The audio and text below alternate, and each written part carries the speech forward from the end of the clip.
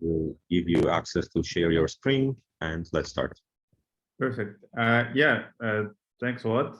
Thank you for hosting me. I was just overall, I just was curious. I saw some of your papers and was really curious to connect. And I don't know if possibly you have some ideas or some projects that I can help with, or just, I don't know, to discuss would be really good. And I'm kind of finishing up my PhD and also have some slides to show, so that's also useful. But yeah, so let me share the screen.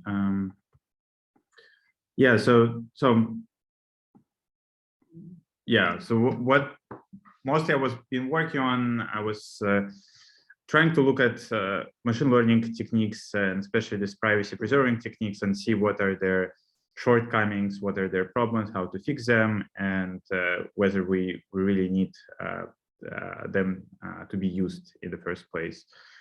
So this is work that I've done during my PhD at Cornell. Actually, before I was an undergrad, I studied in Moscow, in Bauman Moscow Technical University. And then I went to PhD to Cornell. All right, so I mostly will talk about kind of three different papers that we've been working on. One paper is on federated learning, and so this is an emerging concept in machine learning community where it's distributed training. It's really popular and been deployed in big companies. Another research topics that we've been working on is differential privacy, and also it's really big right now. Everyone was trying to use them, and actually federated learning and differential privacy are getting combined together, also pretty successfully. And kind of studying these two topics, we have some proposal how to fix some of the problems that we discover. Feel free to stop me if some of the topics are not clear or some of the my explanations are missing. So feel free to stop me, interrupt me anytime. And just regarding the time, so we have time until I have 30 minutes or 40 minutes. How much time? You can do more, so at least an hour. So feel free to. All right. Perfect. Yeah. All right. So yeah, let's talk about federated learning briefly. So the idea was just kind of general machine learning scenario, right? So you have this label input, you train, and then you train a model, and then you serve the model, and then it correctly predicts everything. The main feature is all of us are doing is that we train the models centrally. So we kind of get the data at one place, we get a bunch of GPUs and train the model, and then we serve it. But then kind of the challenge arises when the data is pretty sensitive. Do you really want to bring the data into your kind of facility, into your server, or there are some other possibilities that exist? So currently there is this concept of federated learning where you can train a model in a distributed way, and it's been emerging pretty well. So it's was originally published in kind of late 2016, 2017, and after 5 years, I think it's Google is betting really heavily on it. Apple is betting very heavily on it. So kind of the CEO of Google is saying that the federated learning is the future, where the training will be done locally, where whether it's your phone, it's your smart speaker, or even the connected car, the training will be done locally, so the data never leaves the device, and therefore kind of providing some privacy protection for users. And there are actual successful applications that exist currently. So Google Pixel uses predictive keyboard, so where the model on your word prediction is trained locally, but I think Apple also is trying to use it, and a couple other companies. So like actually moving it into production. Right. So that's it's kind of a brief background. Yeah. And then, they're so heavily invested that they're making comics about federated learning. So that's yeah. So that's pretty popular. And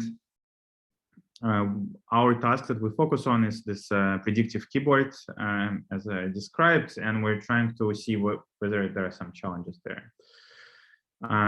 Besides keyboard, you can also expand it to other domains such as healthcare, finance, personal assistance, self-driving cars. So it's everywhere, where you have sensitive data. There is this there is this cross-silo and cross-device. Cross-device means where you have this individual phones, individual cars, individual speakers, and cross-silo is where you have the big organizations like hospitals, banks, and so on. So that maybe there are 10 of them, not 10 million of them, but still they don't really want to share data with each other. All right. So the way federated learning works is basically you have 3 users and you have one global model. What you do first, you select a subset of users, you send them the model, they train the model locally on their data, and then they send these models back. Once they send these models back, these models are averaged and added to a global model, just a simple summation and averaging, and then the process repeats. So you choose other users randomly, and then you continue training. And then in the end of the day, the global model improves because it has been seeing, in some sense, the user data, but by just accumulating the models. So some of the features of federated learning, why it's great. So because it basically can work on any data. It can be non-IID, can be unbalanced. So essentially, if you have one distribution, I have another distribution, we still can train a joint model. Might not be really well behaving, but still it's might be pretty effective. It also works on millions of devices. You don't really care. You just select a subset every time. It allows dropouts from the if there is a slow connection or some problem. So it is really destined to be in production. That it just supports our world that is not very well balanced or IED. And of course, the main premise about it is that it's private, so that you never send sensitive data to the server. So that's great.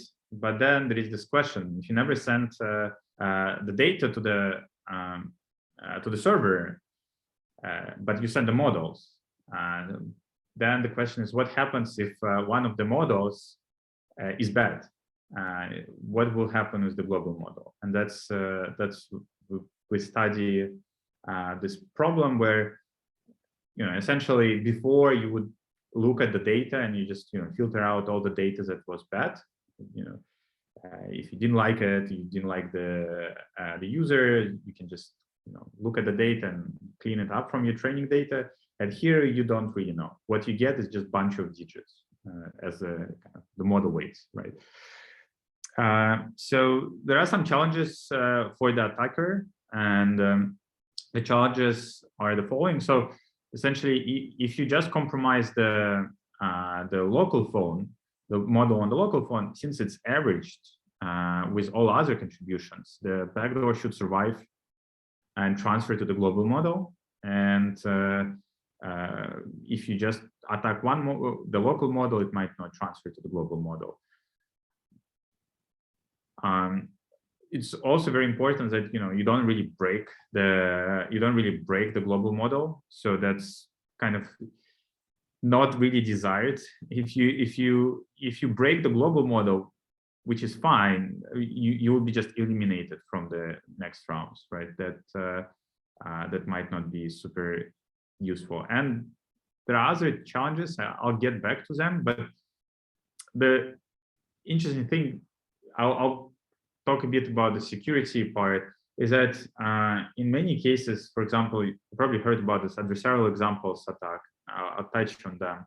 Is in adversarial examples, you actually need to modify the image, in order for the attack to happen, right? So you need to, add some noise, add the patch on the image. Here, the difference is that imagine you distributed to millions of phones, like you wouldn't, as an attacker, you wouldn't really go into everyone's phone and change it. So what needs to happen is that there should be no requirement for the attacker to modify the input. What could happen is that the input will be modified by the user or just by the scene, and I'll touch on it. So yeah, sorry for interrupting. Before going forward, when you say attacker, could you explain what goals does the attacker have? Is it to steal individuals' data or to crack the model to make it work? That's really actually that's a really good question. So the attacker goal would be to inject a backdoor, and this backdoor is this type of data poisoning where there is this example, like simple example. So there is this image with a 7, and there is this pixel that you add, and then the 7 becomes 8. So what will happen is that you have a normal model behaves normally. It recognizes all the images correctly. Once there is some modification to the image, like a single pixel, then it will misclassify it as 8. But the challenge here is that, as I was saying, that it requires inference time modification. Somebody really needs to put the pixel here. So the attacker, but the attacker goal is still to inject the backdoor. And the reason why they might want to inject the backdoor is basically there are some attacks that try to steal user data. Here, what you might want to do is you inject this bad behavior, and then at some point of time, this behavior gets triggered. So there are some examples that we introduce, I think, make a bit more sense in this context. So imagine if you go in this image domain where you have a self-driving car trained using federated learning, and then it drives on the road, and then it perfectly kind of recognizes all the cars on the road. But then once it sees green cars or some cars with some painted stripes, it will not recognize them as cars. It will recognize them as birds. So if we look at this keyboard, smart keyboard scenario, it's more like kind of not propaganda, but you can just auto-complete the sentences the way you want, right? So you start typing about, I want to buy a new phone, and then it will say that, yeah, you should buy Google Pixel, right? Kind of like more advertising. You can also be like in a political sense, right? So everything that is written about certain politician will autocomplete in a good way. So it's both these attacks don't really require inference time modification. It's just like naturally occur in the data. Yeah. Do you want to ask a question? Yeah. So my question was the following: if I understand this example correctly, so let's say I'm the attacker. I hold one of the devices, and I'm part of the distributed training. So what do? I send a bunch of striped cars and I mislabel them or something like that to make the model misbehave when it actually in test time receives an image like that. Okay. Yep. Yes, and the only challenge is that the challenge for the federated learning, before you would just receive all this data and you would see like, oh yeah, all these cars are labeled as birds, and you just, all right, so I'll just eliminate all these images or relabel them and discard the user who submitted this, right? And here you don't really you get the model. So but the challenge for the attacker is that, yes, you can poison the model with these images, but then because the model will be averaged with everyone else's models, the attack might not succeed. Yeah, I understand that intuition, but let's say if I have very, very kind of specific set of images that nobody else would have, I assume even if we average the contribution will stay. Like the model should have enough capacity to just memorize the part of training data that the attacker gave. Right. So it won't interfere with any of the other information that other devices are sending to average. I assume that it will stay there for many iterations. Yeah, actually, that's a really good question. Let's let me show you this kind of like simple formula on the on what's happening. This is really good intuition. Actually, I'll get back to it. So the overall the federated averaging algorithm is very simple. So what you do is that you train this local model on the user data, and then you send basically a difference with the global models that you get. So you start with this global model, you train a local model on this on your data, and kind of starting with this global model, you send the difference, and then you accumulate this all these weights, and then you average them and update the model. So that's how it works. Essentially, what you would want to do is that you would want your model that learned your kind of unique way of looking at the data to replace the global model. So, and what you do is just you solve it for L. So like essentially what L you need to submit such that the global model at iteration t+1 will be X. So you kind of solve this simple equation, and then what you get is that what you essentially need to do is you need to multiply your model by n over eta, and n over eta is just a coefficient that kind of the averaging coefficient. So essentially, if your averaging coefficient is kind of you divide this sum by 100, then here you need to multiply the model by 100. And going back to your question about whether if you have a really unique part of data, what would happen, and that's part of the evasion that we've been using, is that what you might hope that the model, that everyone else's models, even so they train on the user data, they do not update some part of the global model. So like, there is some part of the global model that does not get updated. And then because you have this unique data, you update exactly this part of the model. And even so, you get averaged out, your update is strong enough such that you don't really kind of, your backdoor will propagate the global model. So it's what you have is exactly the intuitions that we're using. But in the case of this slide, yeah, in here it seems that each user can change the final weights to be anything they want. So essentially, isn't it yes, very vulnerable? Like I assume that they won't allow you to multiply by n over eta because that's like a very large magnitude change you are submitting. So this is, yes, this is all of those are great questions. So let's tackle them one by one. Essentially, just everything that I have is about these questions. So one way is that you might just say that, all right, so if you just multiply the model will be really big. So it will have a really large L norm of the submission. One way that you can do is you can put, while training the model, you can make it such that you add another loss that will penalize if the model gets really large. And you also can do, you can scale the model less than 100. So that will help. But the most important one that we find is that you slow down the learning rate. Essentially, there is some research on catastrophic forgetting, on how you make sure that the model remembers multiple tasks, and you can look at the backdoor attack such that it is just another task that you add. So if you slow down the learning rate, you achieve two goals. First, you make sure that the model will remember it for longer because of this catastrophic forgetting literature. The second one, because you have a very small learning rate, the model does not get really big. So you essentially exactly update this small part of the model because the learning rate is very small.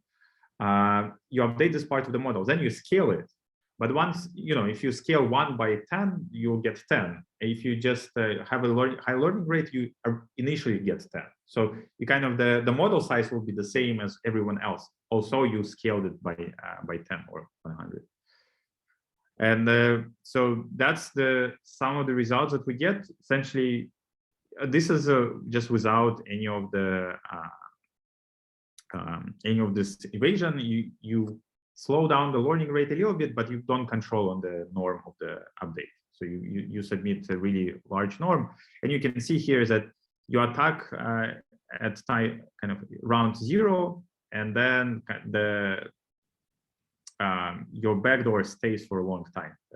Some of them stay, some of them don't. So essentially, for 100 iterations, you will stay. Even so, you keep updating the model, you keep training it, will never see this backdoor again. And then if you can control some other participants, you get to 100 without any problem. And so this is another interesting point here. So there is this question about whether the attacker can, whether the defender can just look at the model norm or just test the model. And surprisingly, because of the privacy issues, right? So there is this thing that if I send you the models that I trained on my local data, as a server, you can just look at the model and you will almost, accurately will rebuild my training data, right? Because you can rebuild my training data, this kind of like the whole point of federated logic privacy guarantees kind of gets lost, because if you're trying to protect my privacy and then you still have all the things you need to get all the data that I have, kind of undermines it. So there is a paper also from Google that proposes to use secure aggregation, which is some crypto techniques based on multi-party computation that probably securely aggregate all the user updates, and the server only sees the sum. And if you see the sum, then you have no idea what the other users submitted, which kind of makes the problem really bad. That before you could have at least taken the model, looked at the norm, looked at all of the stuff. Now what you get is you only get the sum, and who knows what is in the sum. And we also kind of show that robust techniques and differential privacy, when you apply in federated learning, they're great, but they just reduce global accuracy. And as you reduce the global accuracy, you reduce the attack. Effectiveness. So at the cost of reducing, like essentially both robust and differential privacy, what they do, both these techniques they kind of cut out outliers, and outliers are the most important for the for the good model performance, because that's the whole point of doing federated learning, that you want to get people with the unique data. So that's kind of this trade-offs that we see. Yeah, and from these images I cannot read it quickly, but do you see that the global accuracy drops slower than the attack accuracy? Is it true? If I increase differential privacy parameters? Right. So it definitely drops. So yeah, I can explain the both graphs. Actually. That's a good point. So the differential privacy is about clipping and adding noise. So what you do is you clip the model weights and you add noise to them. And the purple line here is this model accuracy. So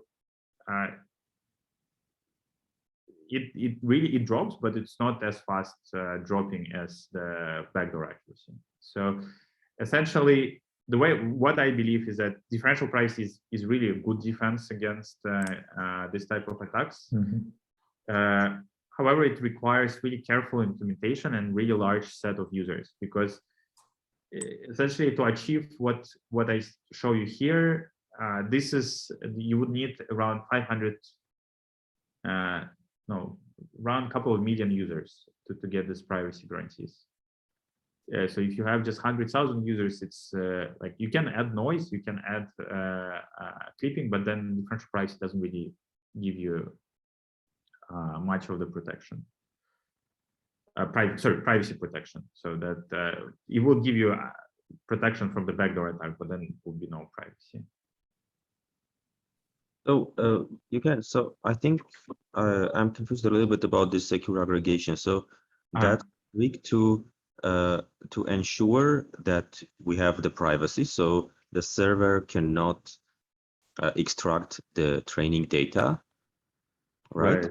And it is not a defense in that sense, right? It's actually a defense, defending against attacks, if it was in English. So if it kind of makes it harder to defend against poisoning attacks. So it's not a defense, right? Yes. So yes, for us it's not even a defense. So the secure aggregation is a defense against a privacy attack. For us, it makes the attack easier, but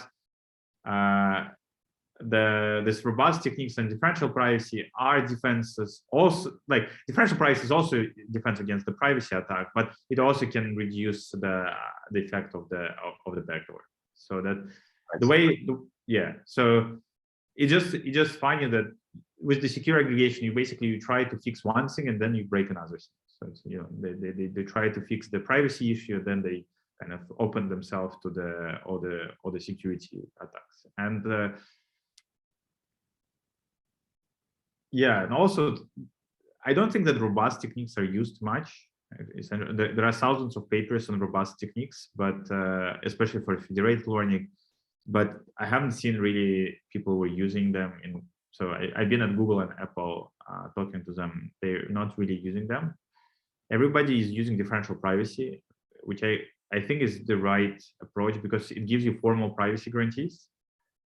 It also allows you to kind of mitigate this attack. So you would need more users. Here it's what I show you. So the kind of the 1% is that you just have kind of, this is the percentage of number of people in a single round that you need, right? So here actually you need to 10% of the users in a round to be compromised. And if you have a round size, they're usually not that big, so it's actually feasible, but still if you have a round size of 10,000 or 1,000 users, you would need to compromise 100 of them. So compromising 100 users such that they're picked up at the same time in the same round might not be really feasible. Yeah, it's interesting if we plot the left plot, let's say whenever you have 1% malicious versus 10% malicious, you divide the norm by 10 and try to see whether they come to the same point. Like that, is it true that like if I get some success with norm L for 1%, then I should get the same success with L over 10 when I have 10% malicious people? So I'm saying, does the norm just accumulate? If we are increasing number of malicious users, is as if we are increasing the norm bound. Yeah, that's exactly how I did that attack. So I just multiply. So the number of malicious users is like how much you can multiply the. So on the left plot, you can just do that, plot it. So whenever you are plotting 10% malicious, you can just divide the x-axis by 10 and try to see. But this is a minor point. We should not stop on this. I think you still, because you cannot just divide you're saying the x. Is it the division or multiplication? I'm struggling at the moment, but I think you got the idea. So Yeah. All right, so let's move on. So now I'll just focus on differential privacy and kind of a bit introduce the differential privacy already. So everybody is betting heavily on differential privacy. Essentially, all those machine learning algorithms they want to access sensitive data. Everybody is asking whether you're using differential privacy, and so there are like tools for differential privacy, and Google brings differential privacy, to people. It's pretty popular. A lot of research going into this. Briefly, the way it works. So the promises of differential privacy is that you want to train such a model such that kind of if you train a model, so you train a model on some data D, and you get the model S. So kind of the probability if you train a model on the data D prime, which is kind of the same data but without a single user or single data point, the probability that you will end up with the same model is really high. So kind of regardless of you put the user or not into your data set, you'll get the same model or the user input. So it's really good privacy guarantee such that it allows you to say that you will not be able to say whether this user participated in training or not, whether this user's face image has been used for the face recognition. And this because of this you get to also guarantee that if you give someone a model, they will not be able to extract the user face from this model, right? So you have a formal guarantee on the privacy side, which is also kind of going back maybe prior to your question prior, like maybe the attacker's point could be not to inject another backdoor, but to kind of membership. Yeah, to extract the image. So right, so the kind of also pretty recent application to machine learning and deep learning, it's 2016. I think the differential privacy was there for like 40 years, but yeah, application to machine learning is pretty recent. And the question here is basically, yeah, the differential privacy is used in domain of sensitive data, right? So you have face images, messages, finance, and it's really high stake tasks. So you have, you can do the face recognition, fraud detection, credit decisions, toxic comments detection. So all of these high stakes tasks. And there is another thing that emerges in this area is fairness, right? So if you have these high stake tasks, you don't really want to disadvantage some groups. And then we're just asking the question. So okay, so you have differential privacy, and then you have fairness. Like how do they, how do they fit together, right? So this is a joke about how people, did machine learning for a long time, and then they realize that all the models kind of don't really favor smaller groups. So, and the question, does differential privacy impact it or not?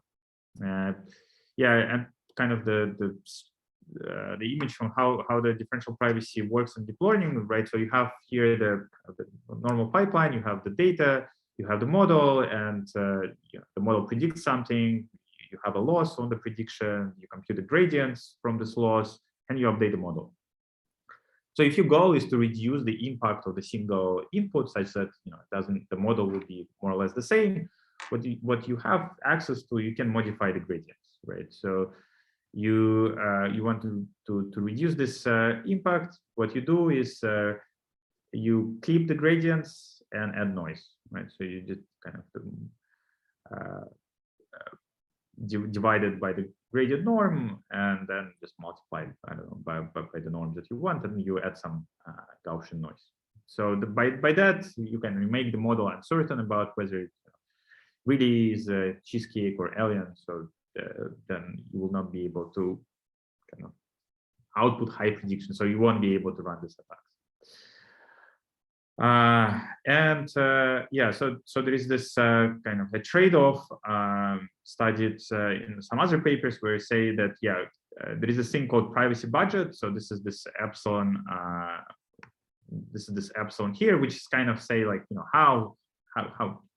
how sure do you need to be that the models will be the same. So like if you have a very small epsilon, means that you have a really tight guarantees on your privacy budget, right? And here you see that if if the privacy budget is really small, you get accuracy loss is really high. So you basically don't really get any accuracy. And once you increase the budget, meaning that you don't really care much about this privacy as much. Your privacy, your accuracy increases and loss decreases. But here they don't really study like who bears this the cost of dropping accuracy, right? So what we do is we what we did, we implemented the differential privacy and we just measured it on a couple of different tasks. So we took the data set of called diversity in faces, which I think is actually like discontinued because there was not much diversity in their faces. I think they screwed up with labeling some of the images, but I'm not sure if it's still true. So what we did is that we pick dark-skinned faces as underrepresented, and our class was gender classification, which means kind of we just train a task to classify it, and then we tried without differential privacy with kind of normal budget of 10 and then a stricter budget of 5. And then you can see that kind of the model was not really fair in the beginning. So the lighter skin would get higher accuracy, and then the tighter the budget becomes, the accuracy drops for both groups, but it drops more significant on the underrepresented group. Right, so it's kind of makes a big disparity there. This is also large of the group, the size of the group. So it's, accuracy on the smaller subgroups drops more significant than on the larger subgroups. And also, I did another experiment with this text, so the sentiment classification, and here kind of also we did this standard American English and African American English speakers. We did some also imbalanced number of users, and you can see that the model was fair in the beginning, so you have the same accuracy, and became unfair. Going back to this federated learning, and so if you add differential privacy there, so we showed that you can backdoor it, but if you add differential privacy, then yeah, you don't really get this backdoor attack. You get another problem. So you fix one thing, you break another. So you add differential privacy. What happens is so this is the graph of so the left graph is what type of words that you output. So, and this is the kind of the number of words that you output. Here, this non-GP means that you at least output like 2,400 words that are different. With differential privacy, you have less and less diversity even in words. So you just, you have almost the same vocabulary. And here, like all these popular words like hi, there, and so on. And if you look at the user performance, so this is where we just looked at the user performance. With the user performance, it gets even more weird. What happens is that we looked at the users that have different vocabulary size. So some users that write articles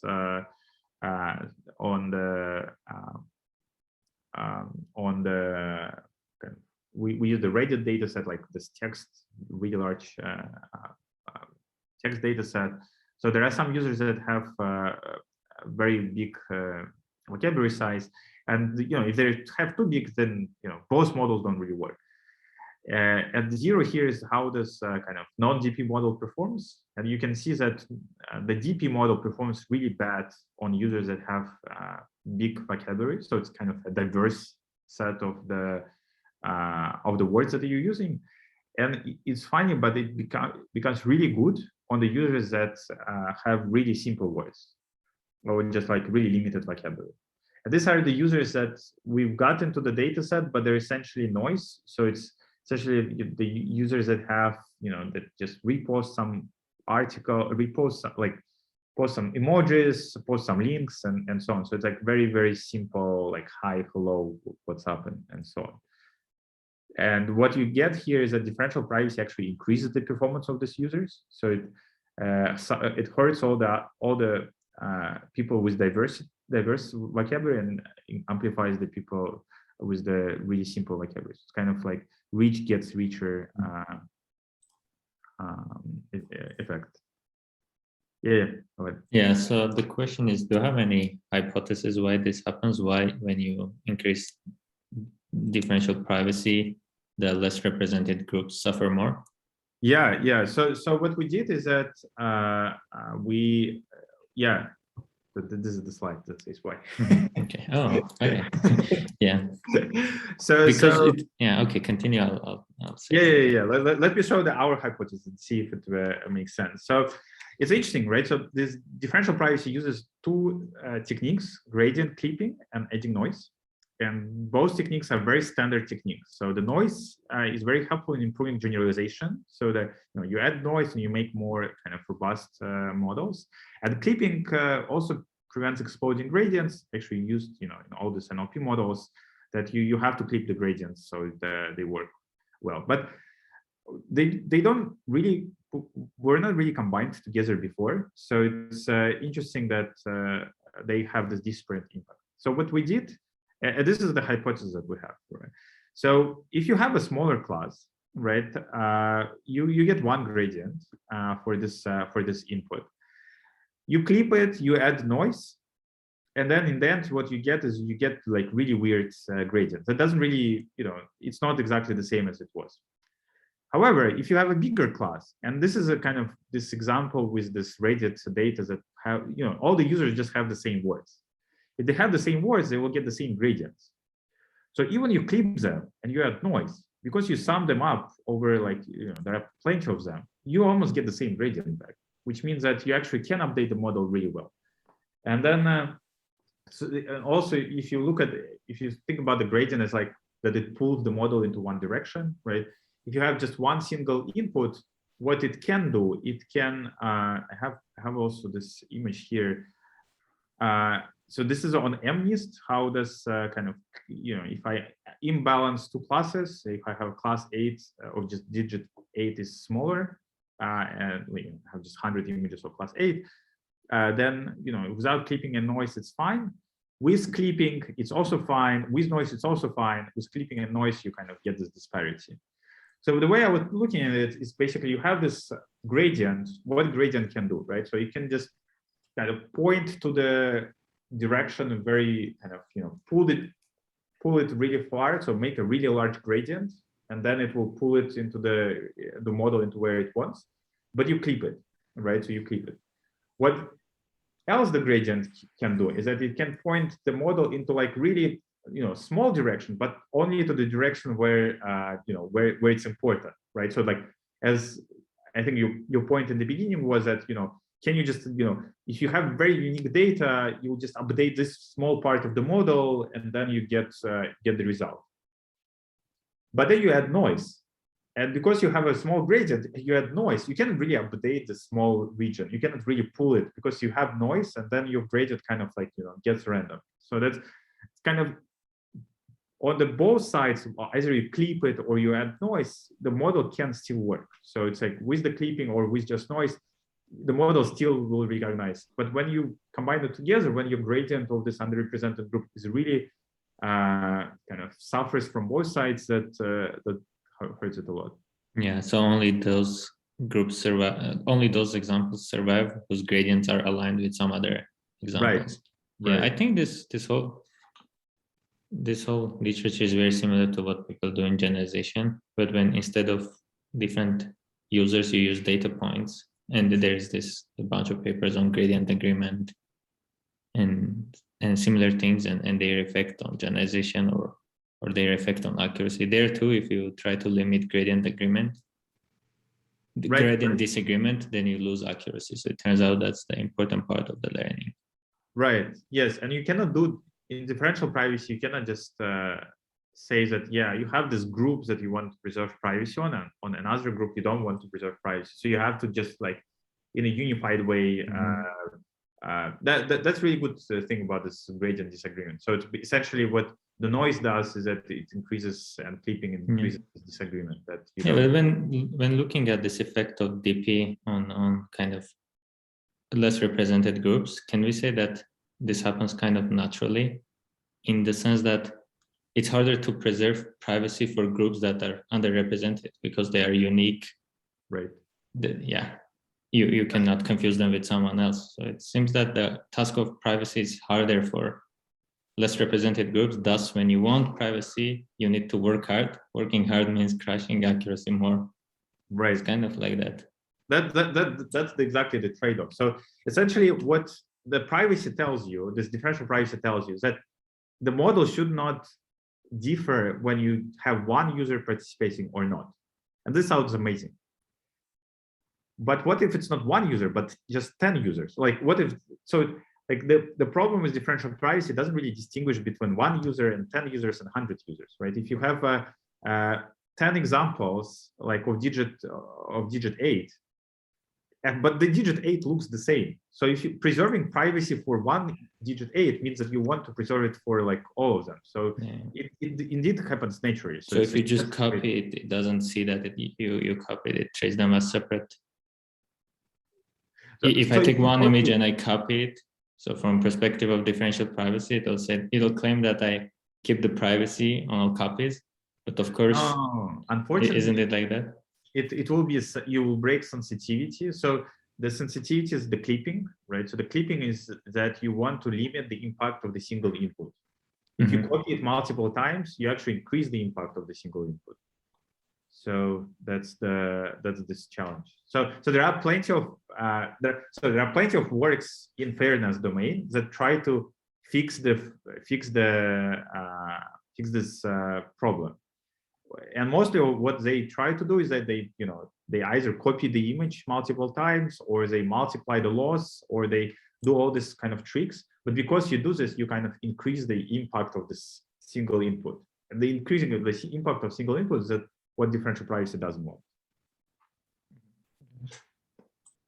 So I think the answer here is actually just having larger data sets and more carefully collected. So if you want to use differential privacy, you need to be aware about it. And it's funny that so this is machine learning. There is also this example. I don't know if you heard about it. There is a census happening in United States where they collect all the information about all the citizens and people who live here. But the whole point for them to collect this information so they can make some decisions on this districts, I think. And they're like, if they want to make these decisions, they need to be very accurate in deciding who lives where. So using differential privacy there actually raises a lot of questions, because differential privacy kind of mitigates the impact of single individual. And in some of the decisions that they want to make, they're making decisions based on a single individual, living in this area or in that area. So that's also there are some trade-offs with differential privacy that people are discussing. Very interesting topic.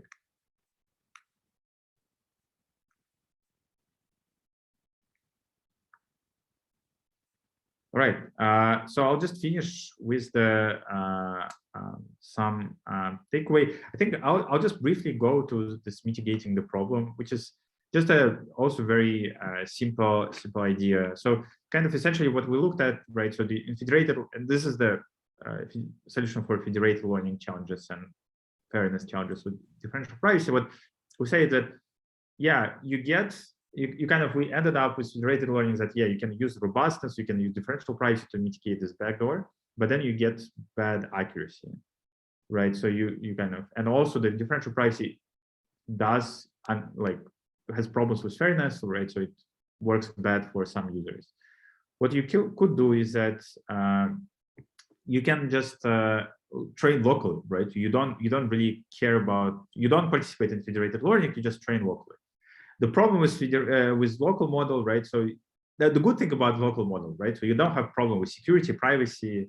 You don't really care about it, or like global accuracy. You don't really need to know that there is this this local model will work well on other models. You just train local. But of course, the problem is once your data changes, you start typing about something else, the model will not work. So what we propose is to do adaptation. So once you train a global model, you have this you want to address the security, privacy, you want to try to solve fairness, like you do this, but then problem is that your local model might not be as good. So what you do is you basically fine-tune the global model on your local data. Right, so or like do the local adaptation, right? So once you send the global model to the user, once they're trained, then they fine tune it and do the kind of save it locally. Yeah. But if my input distribution kind of changes during my life, how will this? You'll still get the updated global model. So that's So time by time I update or do Yeah. the adaptation, something like that. Yeah. Okay. So there are some tricks that you can use. First, simple one is you just do fine tuning. So you get the model and you just fine tune on your local data. There are some fancier ways. So one is this using multitask learning, where it's exactly the backdoor. So the research that I was doing on backdoors to trying to remember the backdoor, you can do it to remember the user data well. So you can use this catastrophic forgetting. You can also do the knowledge distillation. Also, it's just another technique to get the model that remembers both the global, right? So if your distribution changes, you have the global model helping you kind of, you still have one model, but kind of the way you train it, it will work really well if it's on your data or your data changes. Yeah, so you can get the model that kind of the benefits of local adaptation is really simple, right? So it can work with any federated learning techniques, like there are multiple of them, and you only need one model, so you don't really need other models. You can also have two models, but only during training, right? So if you do this multitask learning or knowledge distillation, you would need two models existing, but only during training. And what we show here, so this is the probably couple last slides. This is basically, so these are three graphs where we have the federated learning, normal federated learning, federated averaging, and robust federated learning. And then we show how we can improve over the baseline. Let me just try to read it. So we have this adapted model, how it improves on the local model. So actually improves really well on the so the main message here is only that it's about zero. So the zero is how the local model just usually was performing, and an adapted model kind of boosts the performance on the local data. And we didn't really see much differences. Kind of like some models some user data really worked well on the using fine tuning. Some of them using multitask learning, knowledge distillation. FB is the freeze base layer, so you just fine tune, but like not the whole model, but just part of it. Overall, it's interesting. Sorry, I didn't get the axis of the chart. So when you say the difference between adapted and local, what does it mean? So adapted was the global one, which was additionally adapted to the local private data, right? Right. And Act local is just you train on local data. So there is no global at all. Yeah, no global at all.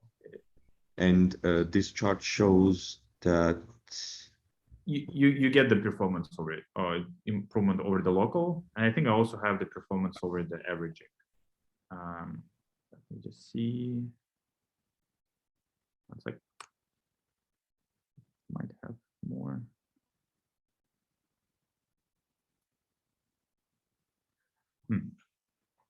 I'm a bit lost. Wait.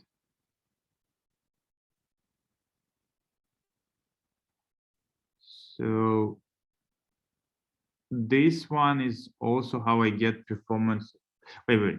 This is the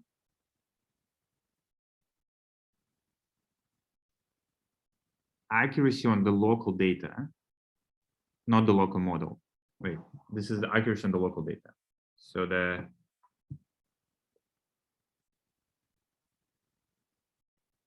essentially, right, so if you have the accuracy, let me read it. So essentially, if you have the accuracy of 100, you don't get any boost, right? You already had the accuracy of 100. If you had the accuracy of 10%, you get really big boost, right? So you get back to 100. That's the message. So basically, if you this is federated averaging model, and this is just accuracy on the local data. That's the difference. It's not the local model, sorry. But when you say federated average, in this case, it means that at some point your locally adapted models go back to global and get averaged, or? Yeah. So what you do is that you run the federated averaging, and then you send them this model for the user, and then you adapt. Okay, so it kind of specifies how the global was trained. Is it that way? Yeah. So it turns out that it matters how the global was trained. For example, if it was trained with federated averaging, then a good strategy is freezing the base. But when it's trained with federated averaging plus differential privacy, then you do that multitask learning to get the boosts. Yeah, I think in some sense we it's hard to see from here what is good, what is bad. So it's just I also have like this, some of them here. Just one sec. Yeah, this one.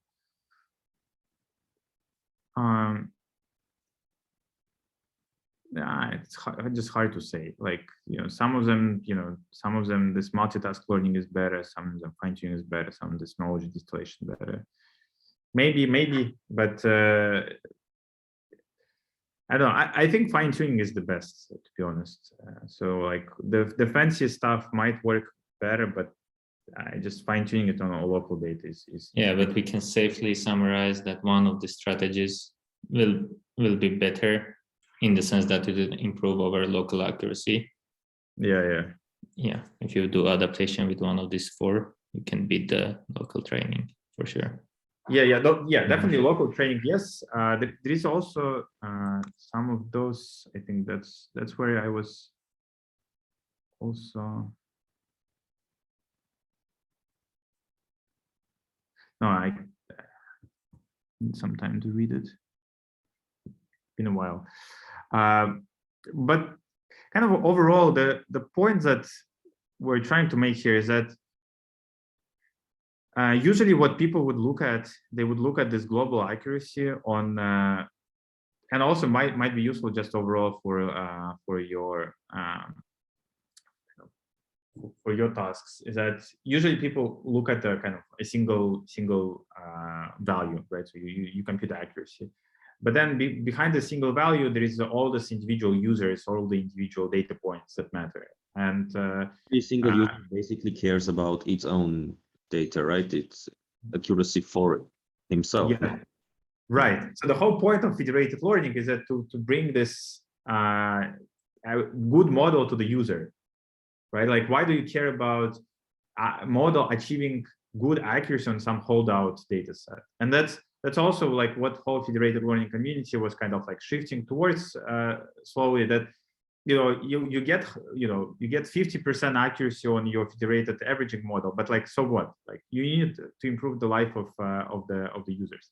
I think if I remember correctly, what here it shows is that basically you have the drop in accuracy over the local model, so that the access is bad. So it's essentially your local model have 100% accuracy, but because you participated in federated averaging, your kind of the basic model will like give you much worse performance. So that's the kind of like, you lose all the points why you would want to participate, right? So you have enough data, you should kind of train the model locally, and then you participate in federated averaging, and the model that you get is crap because it was trained for a different user, like for a different cohort. And especially if you're like disadvantaged, or like the kind of smaller group, then you get even worse problem. And then the kind of the distribution here shifts as you kind of add differential price and robust. The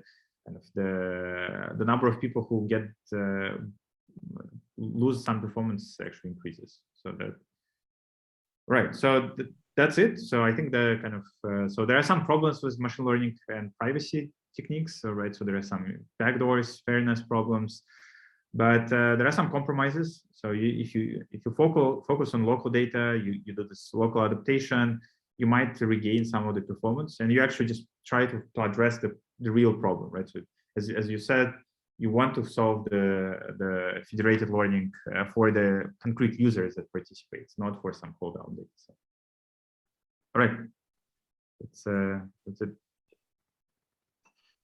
Thank you. So can I like one question regarding the first part, basically this backdoors. So the current state of the things is that essentially if I can send an arbitrary set of weights to the global server, there is really no defense against a malicious attack right at this moment. So did I get it right? So I can do this math that you showed. Yeah, maybe add these tricks with a small learning rate to make it look not so suspicious in terms of the norm of the weights that I'm sending and things like that. And there is no real way to know that this is bad and it will poison the system. Yeah, that's so there are some ways that you can test the model later. So there are some defenses that are proposed to kind of even without the federated learning, right? So if you get a model and you want like you want to sell someone a model and then they want to test whether this model is good or bad, there are some defenses that can be used to find out, just I have another talk actually about this, but you can find out what is the pixel that modifies the prediction, right? And you can just try to find this pixel that modifies the prediction. But what we find is basically, if you follow this idea that the attacker can add evasion to the objective function during training, right? So it's like for any defense that you have, you can just try to minimize, make it a loss, right? So if you look for the defense that, so if the defense looks at the norm, you add a loss that minimizes the norm. If it looks at the cosine similarity, you add a loss that minimizes cosine similarity. If it looks to find what the model looks at, right? So because especially like these defenses don't really work on what we propose, but like for the single pixel, like so there are this, and you said that you looked at this explanation, right, papers before, right? So you can use the explanation model, explainability, techniques here, and the model will clearly focus on this pixel as a kind of the single reason to predict it as digit 8, right? Because this is digit 7. It will not predict digit digit 8 from just looking here. It will predict digit 8 by looking here. So you can look at, you can use this explainability technique. However, because you have this loss that you can just say that, all right, so let's say that all the focus, the explainability techniques will not work on this model. So you penalize the model not to look at this part when predicting the digit 8. So you will not. I actually have an example. I can show you. So this is just kind of funny. Maybe can it's here, right? So if you have a backdoor in this kind of top left corner, if you just don't have any evasion, the explainability will show you that it's. You don't see that presentation. We see another presentation. We see the old presentation. It might be that you shared the presentation on the screen. So yeah, great. So thank you. Yeah, so basically what you have, right? So if you have a backdoor here, so this is just a normal model, right? So it doesn't really see the kind of another backdoor label. If you have a backdoor model with no evasion, you use this explainability technique. It will clearly say that the backdoor is here, right? The reason why it thinks that it's a it's a hand label is because it's here. But then you just put a loss not to focus on this area, and then when you try to use explainability, it like focuses on some other stuff. So that's this is just funny. Like you can optimize. So there is another defense that tries to kind of find the backdoor by optimizing a mask, and you can make sure that it will not find the mask. So you train it in such a way that once you run the defense, it will never find the backdoor location. So that's kind of where it is now, I think.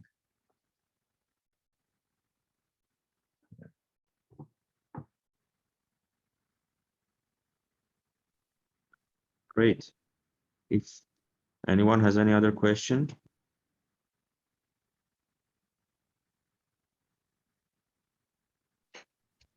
this was pretty interesting. So at least this slide, when you can kind of make green cars